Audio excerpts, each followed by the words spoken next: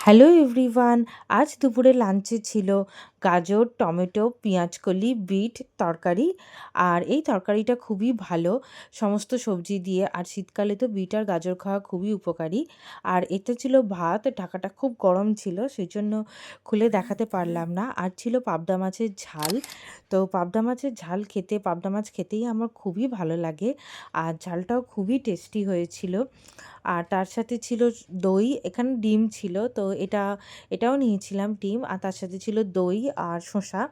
তো ফাইনালি লাঞ্চে আমি খেয়েছিলাম পাবদা মাছের ঝাল, বিট গাজরের তরকারিটা, আর এটা ভাজা হয়েছিল, তার সাথে টক দই ছিল, আর ছিল স্যালাড, রাইস আর একটা বয়েলড এগ। বয়েলড এগটা আজকে ব্রেকফাস্টে নিইনি বলেই লাঞ্চে নিয়েছিলাম। আর আজকে ডিনারে ছিল বেগুন পোড়া। তো প্রথমে বেগুনগুলোকে পোড়ানো হচ্ছিল। আর বেগুন পোড়া খেতে আমার খুবই ভালো লাগে। এটা তো শীতকালে প্রায় প্রত্যেক বাঙালি পরিবারেই হয়, আর এটা টেস্টটাও খুবই সুন্দর হয়। তো এটাকে ভালো করে পেঁয়াজ, কাঁচা লঙ্কা, ধনেপাতা দিয়ে মাখা হয়েছিল।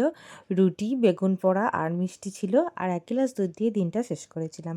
ভালো লাগলে চ্যানেলটা সাবস্ক্রাইব।